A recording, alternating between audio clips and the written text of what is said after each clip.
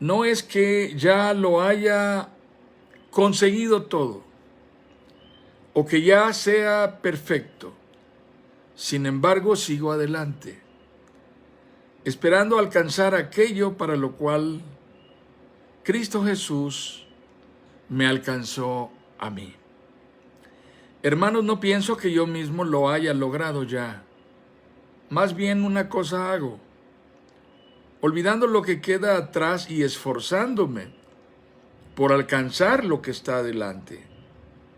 Sigo avanzando hacia la meta para ganar el premio que Dios ofrece mediante su llamamiento celestial en Cristo Jesús. Así que escuchen los perfectos.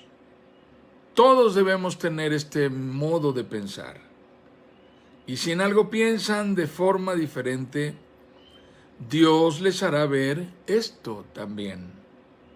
En todo caso, vivamos de acuerdo con lo que ya hemos alcanzado. Filipenses 3, 12 al 16.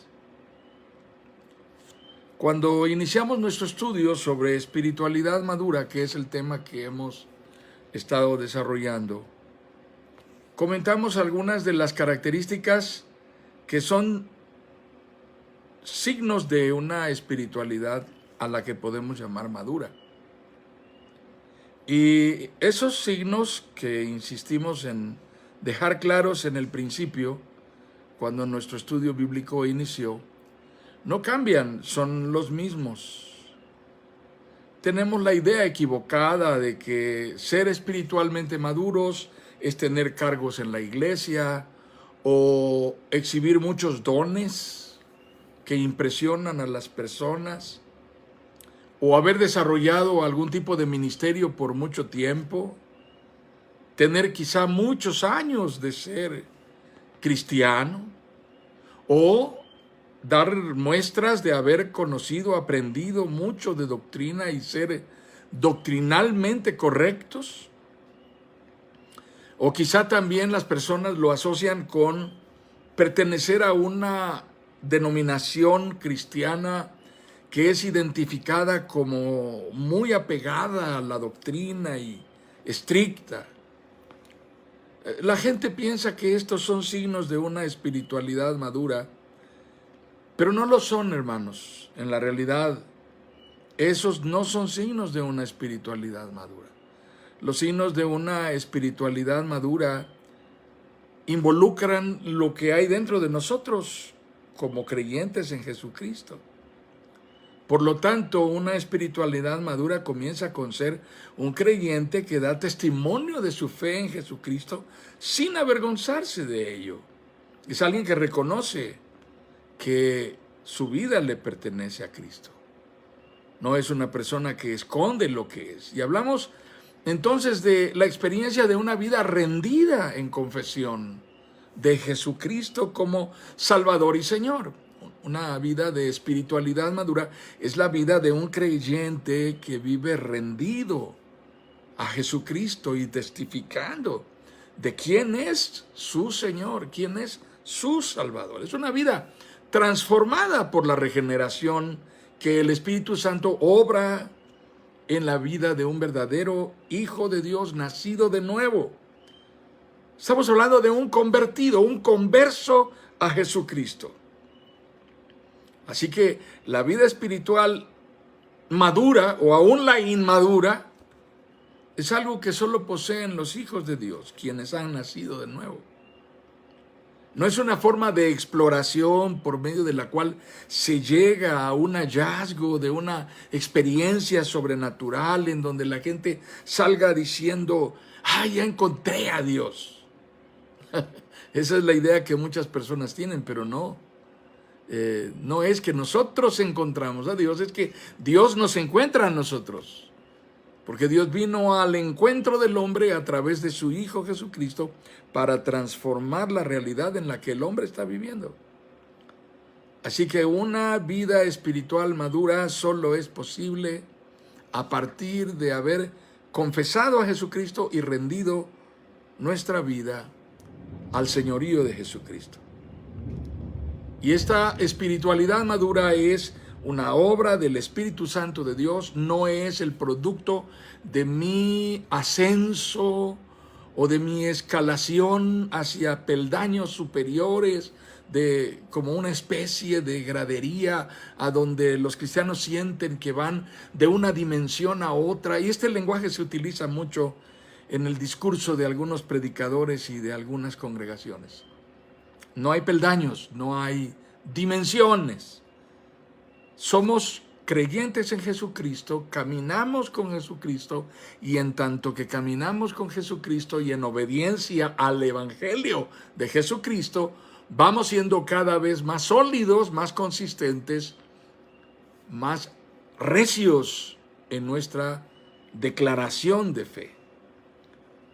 Así que esto es lo que el Espíritu Santo está obrando en nosotros.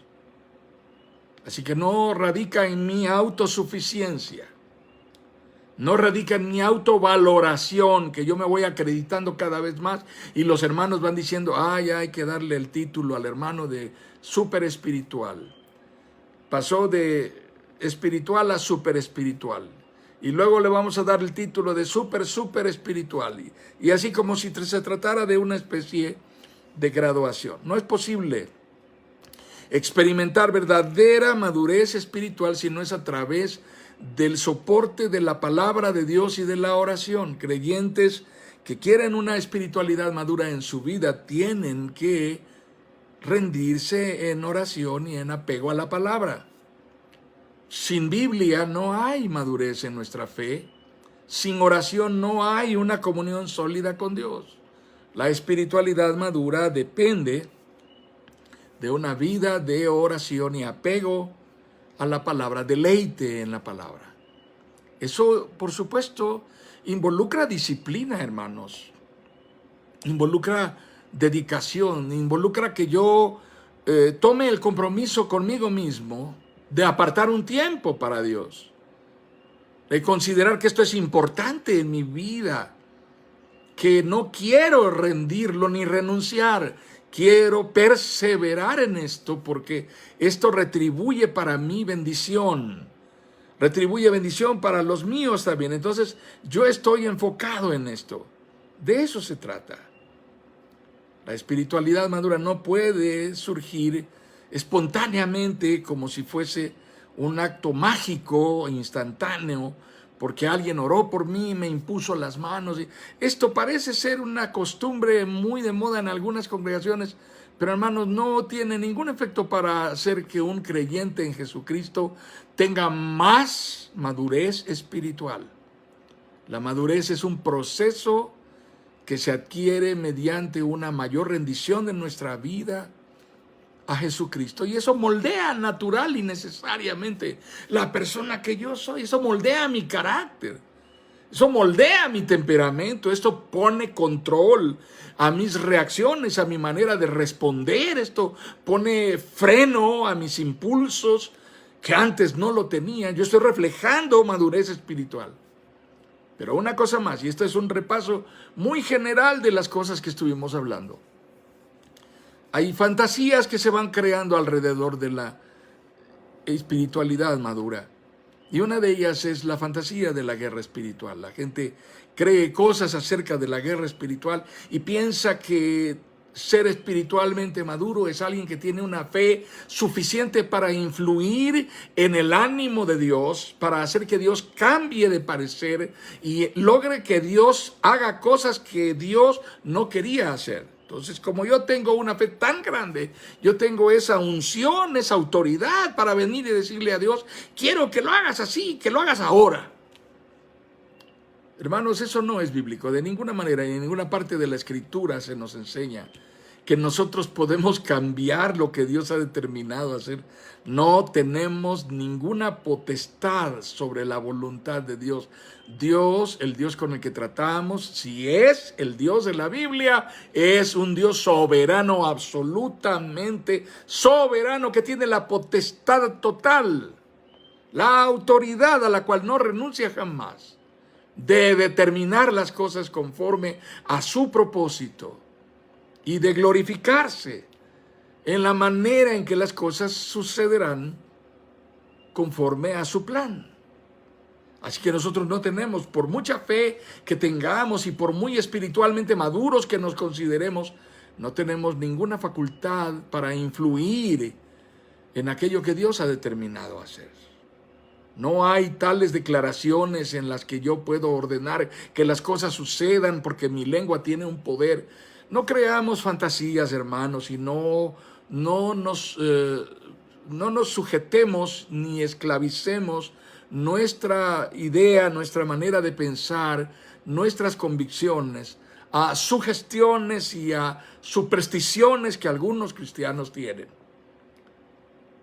Y pasan la vida reprendiendo al diablo y echándolo fuera. Y en realidad la guerra espiritual tiene que ver con mucho más que está dentro de nosotros, relacionado con nuestras propias debilidades, en lo que somos vulnerables, en lo que no tenemos la capacidad de ejercer dominio propio, y ahí hay una guerra espiritual. Nuestro Señor Jesucristo fue muy claro acerca de eso. Él dijo: velen y oren para que no caigan en tentación. A la verdad, la carne es débil. Eso fue lo que nuestro Señor dijo puntualmente. El espíritu está dispuesto, pero la carne es débil. Si no queremos oír lo que Jesús dijo, hermanos, vamos a tropezar reiterativamente estaremos una y otra vez tropezando y tropezando y tropezando. Porque nuestros errores seguirán teniendo control de nuestras decisiones. Seguiremos estando sin dominio propio, haciendo cosas que no revelan madurez. Al contrario, revelan que somos cristianos que no hemos crecido lo suficiente. Así que si tú tienes un perro bravo, ponle un bozal. Y si ese perro bravo vive adentro de ti, te sugiero que lo hagas pronto y que cuides cómo manejas a tu perro. Porque un temperamento sin control puede hacer mucho daño. Yo conozco la historia de muchos casos en los cuales cristianos que tuvieron mucha experiencia en la palabra y conocimiento bíblico y sana doctrina no tenían capacidad para controlar su temperamento. Y hermanos, eso es muy triste y muy doloroso. Un solo acto, una sola reacción, un solo impulso no controlado puede revelar que toda nuestra madurez espiritual se va a la basura. Porque estamos evidenciando que no tenemos dominio propio. Eso es doloroso, es triste, es penoso. Así que hay varias cosas acerca de las cuales hemos estado hablando desde que iniciamos este estudio. Les decía, nuestro primer estudio fue el 24 de marzo y hemos seguido ininterrumpidamente hasta hoy. Hoy estamos concluyendo y quiero concluir con algunas porciones de la palabra que vamos a atender el día de hoy. Son estos últimos consejos acerca de la espiritualidad madura. El primero de estos consejos bíblicos, escriturales, es que andéis como es digno. La palabra de Dios dice que andéis como es digno. Voy a leer esta porción de la Escritura. Por eso, desde el día en que lo supimos, no hemos dejado de orar por ustedes. Pedimos que Dios les haga conocer plenamente su voluntad, con toda sabiduría y comprensión espiritual, para que vivan de manera digna del Señor, agradándole en todo. Esto implica dar fruto en toda buena obra, crecer en el conocimiento de Dios y ser fortalecidos en todo sentido con su glorioso poder. Así perseverarán con paciencia en toda situación, dando gracias con alegría al Padre. Él los ha facultado para participar en la herencia de los santos en el reino de la luz. Colosenses capítulo 1, versículos 9 al 12. Qué interesante descripción hace el apóstol Pablo aquí. él está describiendo cómo la espiritualidad madura tiene ciertas características. Pedimos que Dios les haga conocer plenamente su voluntad con toda sabiduría y comprensión espiritual, para que vivan de manera digna del Señor, agradándole en todo. Esto implica dar fruto en toda buena obra, crecer en el conocimiento de Dios y ser fortalecidos en todo sentido con su glorioso poder. Hay 7 cosas señaladas aquí en las que el apóstol Pablo está describiendo cómo caminamos en madurez espiritual. Es esencial entender que la madurez espiritual tiene que ver con una comprensión mayor de las cosas de Dios. Eso se llama habitualmente discernimiento. No es una comprensión simple, ligera, superficial. Es una forma de comprensión que nos proporciona solidez. Es una forma de comprensión que nos permite dar fruto. Es una forma de comprensión que nos revela sabiduría en nuestra manera de ejercer decisiones. Es conocer a Dios. Es fortalecernos en su palabra. Es entender que Dios es soberano, es el Señor, Él tiene potestad y autoridad. Y hallar fortaleza en esto, hallar fortaleza en esta convicción ante las circunstancias más desventajosas, ante las circunstancias más adversas, aún ante nuestra propia vulnerabilidad, ante nuestro propio pecado, ante nuestra propia debilidad y vergüenza. Necesitamos entender que Dios es soberanamente poderoso para guardarnos sin caída. Por esto el apóstol Pablo enfatiza que vivamos de manera digna del Señor. El apóstol Pablo dice en Romanos capítulo 1, no me avergüenzo del Evangelio. Así que tenemos que dar testimonio de Jesucristo al mundo. Pero al dar testimonio de Jesucristo al mundo estamos diciendo que no nos avergonzamos de Cristo. El problema es que al dar testimonio de Jesucristo al mundo y decir que no nos avergonzamos de Jesucristo, que no nos avergonzamos del Evangelio, tenemos que preguntarnos si al mismo tiempo nosotros no seremos una vergüenza para el Evangelio. Si lo que estamos viviendo es congruente con lo que estamos testificando al mundo. Y entonces el apóstol Pablo dice, así perseverarán con paciencia en toda situación, dando gracias con alegría al Padre.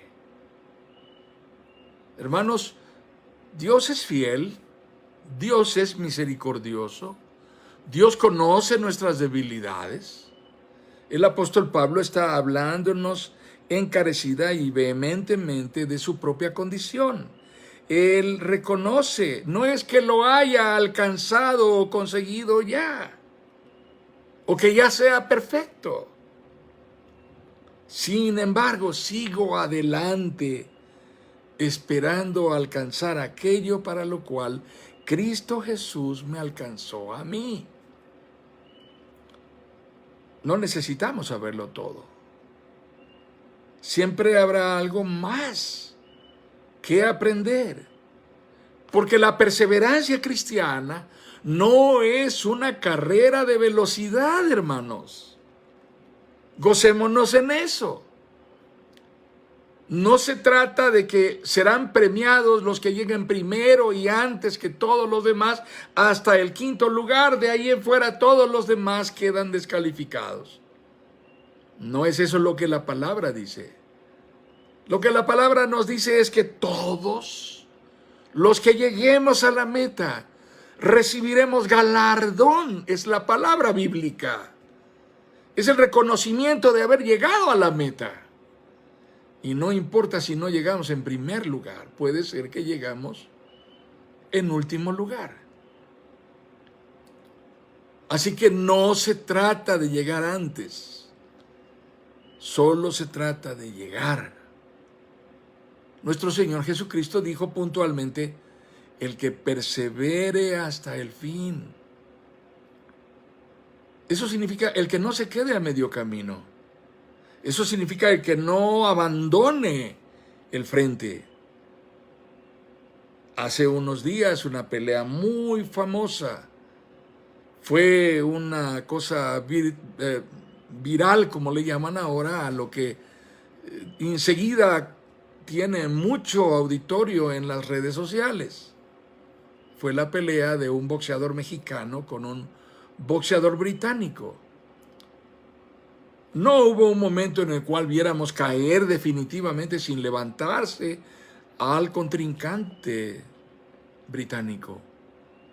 Pero la pelea fue ganada por nocaut técnico, que es un tipo de golpe fulminante. ¿Cómo fue que calificaron esto? Cuando la pelea llegó al 8º asalto, el peleador británico ya no salió de su esquina y su equipo de entrenadores dijeron, ya no saldrá. El propósito de Dios es que nosotros no nos quedemos un día en nuestro rincón, aislados de su gracia, de su misericordia. Dios es fiel para sostenernos en el diario combate para poder perseverar en Cristo. No es una lucha que hacemos solos. Por eso el apóstol Pablo dice claramente en esta porción de Colosenses capítulo 1, 9 al 12. Así perseverarán con paciencia en toda situación, dando gracias con alegría al Padre. Él los ha facultado para participar de la herencia de los santos en el reino de la luz. ¡Qué maravillosa declaración! La presea que Dios tiene preparada no es para los que lleguen primero, es para todos los que lleguen. Por eso puntualmente el apóstol Pablo dice, no es que yo ya lo tenga resuelto, no es que ya lo alcancé yo no les hablo con quien ya tiene la vida resuelta, les habla como quien está luchando por perseverar igual que ustedes. Sigo adelante esperando alcanzar aquello para lo cual Cristo Jesús me alcanzó. No pienso que yo mismo lo haya logrado ya. Pero hago una cosa, dice, olvidando lo que queda atrás y esforzándome por alcanzar lo que está delante. Sigo avanzando hacia la meta. Hay madurez en la perseverancia. Voy a poner un ejemplo, hermanos, que es común a todos nosotros. Quienes son padres de familia han vivido el proceso que significa pasar de ser absolutamente autónomo en la soltería. Y si ya trabajabas cuando eras soltero antes de casarte, absolutamente autónomo y cobrar tu dinero y gastártelo en lo que tú querías.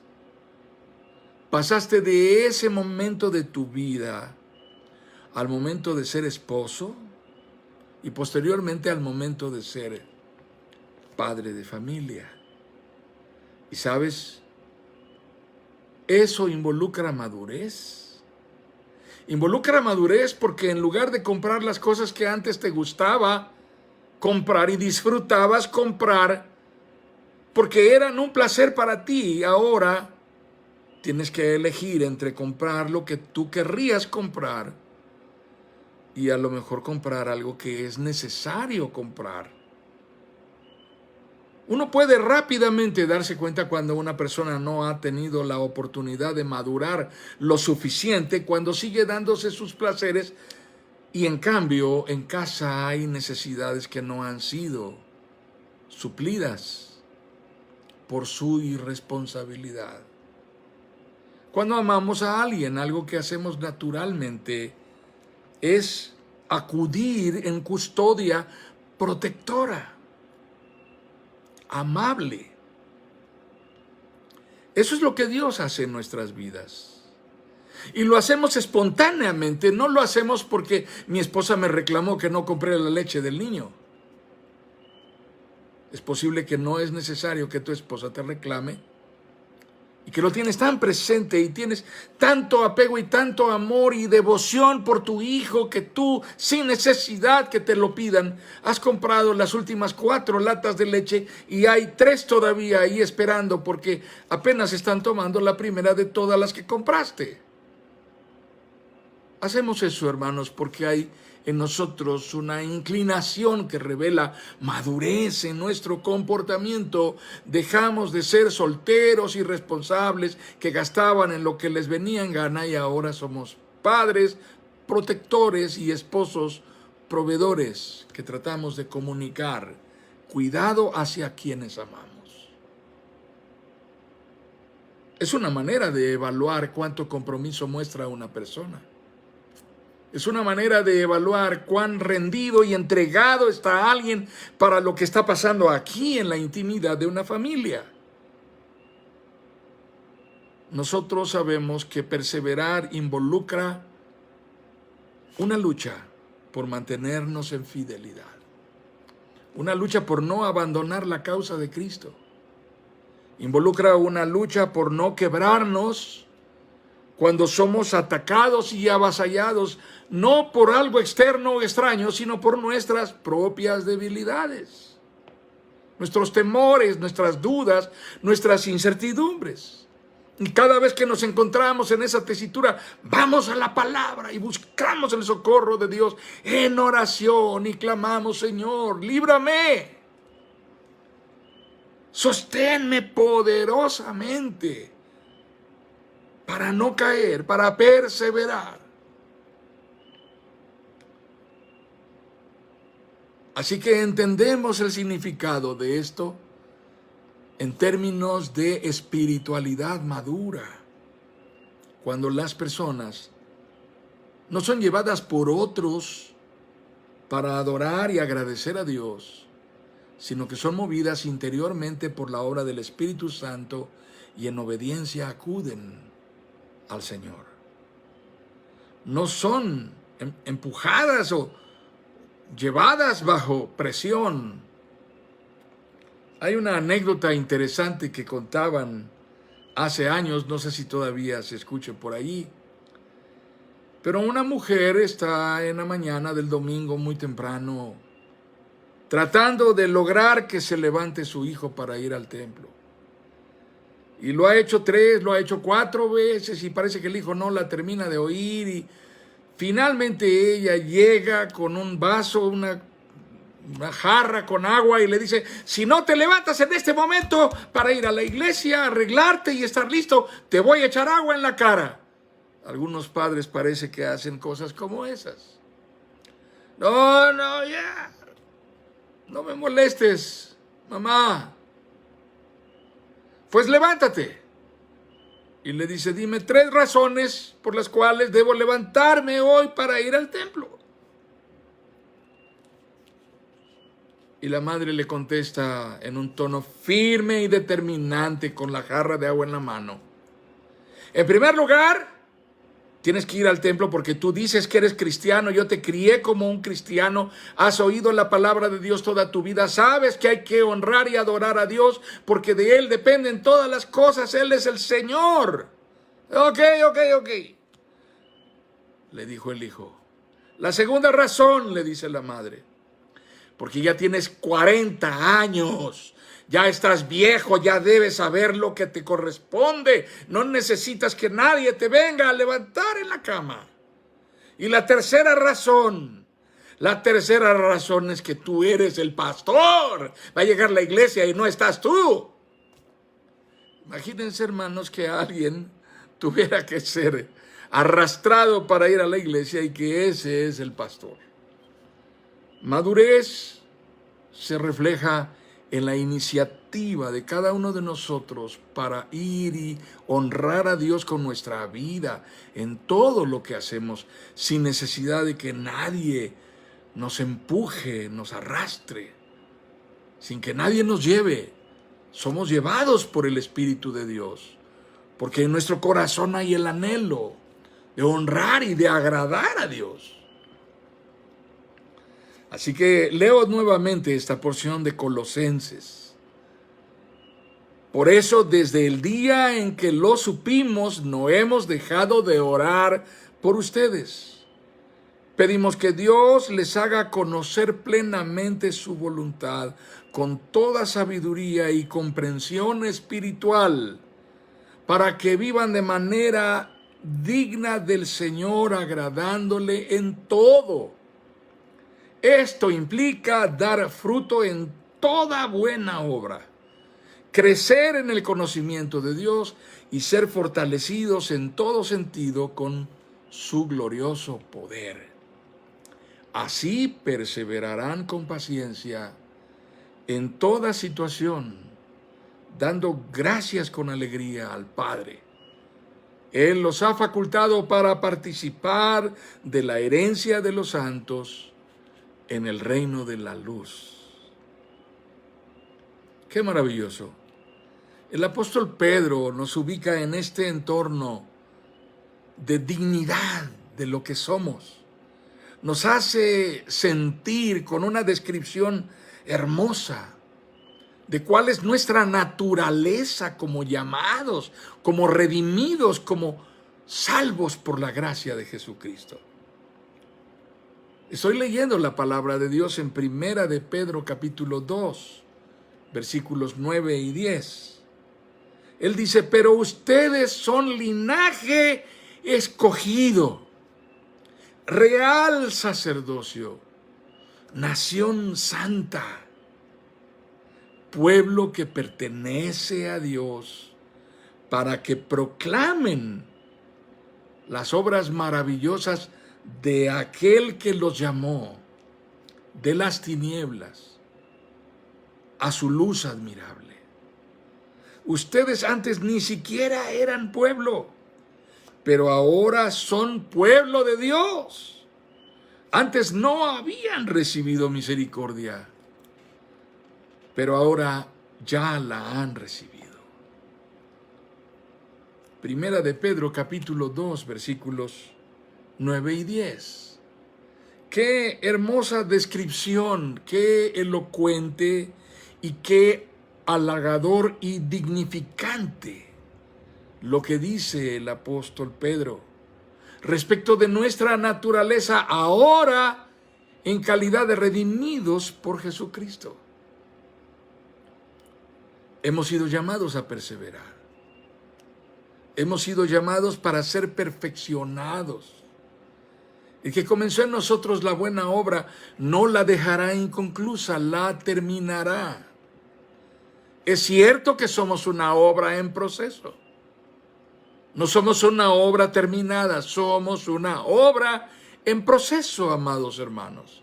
Estamos en el camino de ser acabados y Dios está haciéndolo. Debemos perseverar. En tanto que perseveramos, estamos experimentando cómo Dios trata con nosotros y cumple en nosotros su propósito. Dios es fiel. El apóstol Juan dice puntualmente, el testimonio es este, que Dios nos ha dado vida eterna y esa vida está en su Hijo. El que tiene al Hijo tiene la vida eterna. El que no tiene al Hijo de Dios no tiene la vida. El que tiene al Hijo tiene la vida. El que no tiene al Hijo no tiene la vida. Les escribo estas cosas a ustedes que creen en el nombre del Hijo de Dios, para que sepan que tienen vida eterna. Esto es Primera de Juan, capítulo 5. versículos 11 al 13. Hermanos, nos gozamos en tener la vida eterna. La razón por la cual perseveramos es porque tenemos la vida eterna. Esto ha sido la obra de Jesucristo en nuestro favor para darnos redención por el precio de su propio sacrificio en la cruz. Él nos hizo hijos de Dios. Es esta la forma en que hemos recibido la herencia incorruptible de la vida eterna. Nos ha hecho partícipes de una gracia inmerecida. Gozamos de una salvación que no merecemos y que jamás hubiésemos podido comprar de ninguna manera. Así que teniendo este tesoro, dice el apóstol Pablo, en vasos de barro, ¿cuánto más no habremos de vivir rendidos a Jesucristo, el Señor de nuestras vidas? Bendito sea Dios, qué maravillosa promesa de Dios. Leo una porción más. No necesitamos ser autosuficientes porque no lo somos. No hay ninguna iglesia que pueda darnos el poder ni la unción, ningún pastor que pueda compartirnos alguna forma de autoridad y visión espiritual que nos permita perseverar. Es solamente Cristo Jesús. Sobrevivimos por su gracia. Estoy leyendo esta porción del apóstol Pablo en 2 Corintios capítulo 12. La porción dice: 3 veces le rogué al Señor que me quitara este aguijón en la carne. Pero Él me dijo: te basta mi gracia, pues mi poder se perfecciona en la debilidad. Te basta con mi gracia, pues mi poder se perfecciona en la debilidad. Por lo tanto, gustosamente haré más bien alarde de mis debilidades, para que permanezca sobre mí el poder de Cristo. Por eso me regocijo en debilidades, insultos, privaciones, persecuciones y dificultades que sufro por Cristo. Porque cuando soy débil, entonces soy fuerte. Leí 2 Corintios capítulo 12, versículos 8 al 10. Te basta con mi gracia, pues mi poder se perfecciona en la debilidad. Hermanos, no se trata de negar nuestras debilidades. No se trata de esconderlas. No se trata de simular que somos omnipotentes, como es el discurso de algunos cristianos. No se trata de aparentar que nosotros tenemos alguna potestad para darle instrucciones a Satanás o para hacer que Dios cambie de opinión e influir en lo que Dios ha determinado hacer porque tenemos autoridad, como algunos discursan. No nos equivoquemos. La única manera de sobrevivir siendo espiritualmente maduros, sólidos y consistentes, es la gracia de Dios. La gracia que se hace propicia en nuestra circunstancia, en nuestra debilidad. No se trata de negar o esconder nuestras debilidades, sino de exponerlas a la gracia de Dios y sobrevivir a ellas, dependiendo cada vez más de Dios. Sus promesas son fieles. Necesitamos caminar de la mano del Señor. Él es bueno, Él es misericordioso. Es nuestro Dios, no es un Dios ajeno al que le seamos extraños. No, es un Dios que nos conoce, es un Dios que sabe quiénes somos, nos conoce por nombre, somos sus hijos. nos ama. Así que es en Él en quien estamos fortalecidos. Por eso me regocijo en debilidades, insultos, privaciones, persecuciones y dificultades que sufro por Cristo, porque cuando soy débil, entonces soy fuerte. Porque en esa fortaleza hallo el socorro de Dios, la gracia sobreabundante de Dios viniendo a mi vida para llenarme de vitalidad y vigor. Por eso dependo de Dios. Por eso descanso en la gracia de Dios. Por eso el punto de recurrencia a donde siempre volveré es Él, es el Señor. No puedo yo resetearme y autofortalecerme y automotivarme y devolverme la entereza y el valor. No tengo esa capacidad. Dependo de Él. Y cada vez que voy a Él, hallo sólida respuesta en sus promesas, renovada vitalidad en la obra de su Espíritu Santo dentro de mí. En mi tiempo de comunión con Dios soy fortalecido, soy avivado interiormente, vigorizado por el Señor. Así que nuestra esperanza es que nuestra madurez y perseverancia, que son un signo de salud espiritual, no dependen solo de nuestro esfuerzo, sino de la fidelidad de Dios. Estamos sobreviviendo a nuestras luchas interiores y militando en fidelidad a Jesucristo mientras Dios nos sostiene con su mano poderosa.